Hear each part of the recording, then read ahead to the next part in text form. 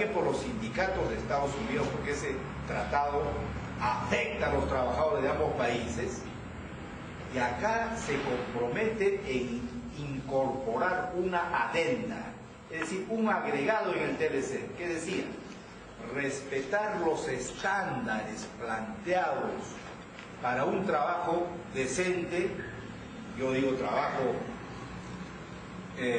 más que decente, trabajo productivo, ¿no? Los convenios 87, 98, 151, que garantizan la libertad sindical, entre ellos, por ejemplo, la sindicación, porque la libertad sindical tiene 3 derechos. Sindicación, el derecho que tienen los trabajadores a sindicalizarse. La negociación colectiva, el derecho que tienen los trabajadores a sentarse en la mesa de negociaciones con los patrones. Y el derecho a la huelga, cuando la mesa de negociación no funciona, legítimo derecho de los trabajadores a luchar, ¿no? Él también se compromete. Entonces, hubieron 2 momentos en este gobierno con este mismo presidente de la República. Primero, frente a Juan Somavía, y segundo, frente a la delegación de representantes del gobierno de Estados Unidos. Frente a ambos, Alan García se compromete a defender, a respetar, mejor dicho, no defender, respetar la libertad sindical. Y no lo ha hecho. Entonces, estamos frente a un gobierno que no solamente incumple la palabra prometida, sino que verdaderamente está en estos momentos vulnerando, violando legítimos derechos que tenemos los trabajadores. Por eso, compañeros, no solamente esa situación de incumplimiento a los convenios internacionales de trabajo, sino incumplimiento de una serie de leyes que han beneficiado a los trabajadores. Este gobierno no lo cumple.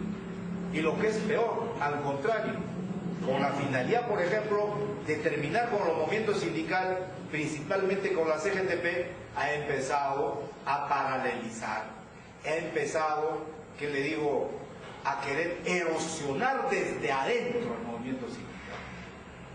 En el caso de SUTE está completamente debilitado, porque le han quitado una serie de derechos que tienen los dirigentes sindicales, los maestros, los ha fraccionado. En el caso de construcción civil, igual, incluso echando mano a gente expulsada de construcción civil, ¿no?, como este dirigente o ex dirigente, entre comillas, Aponte, que fue expulsado de construcción civil.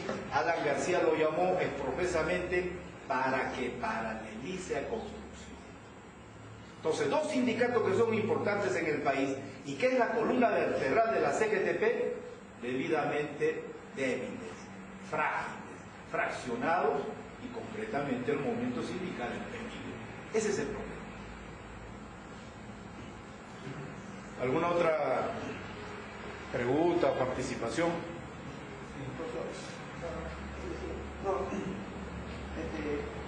¿Cómo debemos tratar o cómo debemos manejar a los infiltrados de un sindicato? O sea, para no debilitarlo más al movimiento sindical. Bueno, en principio, ¿cómo aparece el problema? Ese fenómeno se llama entrismo, ¿no? Cuando el enemigo de clase, ¿no?, exprofesamente hace e incorpora a ciertas personas en el movimiento sindical. O cuando, por ejemplo, detecta ciertos rasgos débiles de algunos dirigentes, que también, bajo ciertas prerrogativas, criollamente se le dice, se le compra. Entonces, en esas 2 condiciones, otros más pueden haber, pero son ejemplos claros de cómo el papel corrosivo del enemigo, que hablando del Estado en grande, pero también eso pasa en las empresas. Yo hace poco conversaba, por ejemplo, con los trabajadores de lo que ahora es la empresa del Norte, del Sur, etcétera, etcétera. Del total de trabajadores, solamente la tercera parte son sindicalizados. Entonces los empresarios A propósito, cuando se avecina el día, por ejemplo, o la fecha del problema de la negociación colectiva, da por adelantado cierta bonificación para los trabajadores no sindicalizados, imagínense. Entonces yo que estoy sindicalizado y que no tengo una fortaleza sindical, comparo y digo, ¿para qué estoy en un sindicato si mi dirigente no conquista? Y mientras otros trabajadores que no son sindicalizados ya tienen una bonificación, y la conclusión a la que puedo llegar es que el sindicato está pintado en la pared. No sirve. Entonces miren, esas artes entre comillas, esas estrategias perversas que tiene el adversario, con la finalidad obviamente de debilitar a los demás. ¿Qué hacer frente a esto? Hay que hacer una lucha de ideas. Fácilmente usted lo puede votar, pero va a venir otro y es igualito. La lucha de ideas significa educar a ese trabajador cuando uno lo entiende y demostrar que obviamente se está pasando al otro lado por mendrugos y que tiene que deponer esa actitud y trabajar por el colectivo mayor, es decir, jalarlo para nosotros, como hacen los ronderos campesinos en el norte, en Cajamarca expresamente. Cansado de tanto robo de ganado, las rondas campesinas atrapan al avijeo, cansados de entregarlo al policía porque después al día siguiente le dan libertad, ellos lo reeducan, pero previo flagelamiento. Le hacen un seguimiento, le dan tareas. Ahora tú vas a vigilar esta noche, a ver cómo se comporta. Pero desde otro lado lo están vigilando, qué es lo que hace.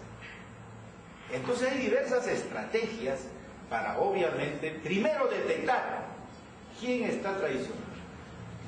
Porque a veces se reúne el ejecutivo, que son 4, 6, 10 personas, pero los acuerdos que ha tomado ya lo sabe el empresario. Entonces, ¿qué está pasando ahí? Alguien está delatando, pues hay un traidor. Detectar primero eso y luego hacerle pues una severa autocrítica, no un juicio, como se puede decir, si es adecuado ese término, pero entre todos los trabajadores, que por hacerle ver qué daño se está cometiendo con hacer esa actitud, desde cuándo hace eso, etcétera, etcétera. Porque el otro camino es votarlo, sancionarlo. Pero obvio, ojo, las sanciones administrativas, porque todo esto es político, las sanciones administrativas no mejoran, ni es una solución, ni es una medicina para los problemas políticos. Que a la larga vamos a quedarnos solos. Mejor es educar. Yo he sido 2 veces dirigente de SUT. Nunca, que yo me acuerdo, hemos despedido, hemos expulsado a dirigentes. Hemos sabido respetar su conducta. Hemos llamado a la reflexión. Hemos hecho una lucha, como se dice, de ideas. Porque hay compañeros que están equivocados. Hay compañeros que creen que ese es el camino. Muchas veces por nuestra desidia, porque el dirigente no hace nada. No educa, como le digo. Entonces le creen que venderse al mejor postor es sacar ventaja. Y eso es una práctica común. Y a veces lo hacen a voz cantante y sonante, ¿no? Sin que nadie le diga nada. Entonces nosotros no podemos ser tolerantes con ellos. Hay que marcarlo, pero debidamente, ¿no? Haciéndole ver cuáles son sus debilidades, haciéndole que con eso está haciendo daño a su clase, a sus hermanos, a su familia. Y obviamente el trabajador va a tratar de reaccionar. Y en gran medida lo hace de manera positiva. Hay otros obviamente que no les interesa, ya están corrompidos, y naturalmente ahí no queda otra cosa que desecharlo, pues, despedirlo. Compañero. Bueno, efectivamente los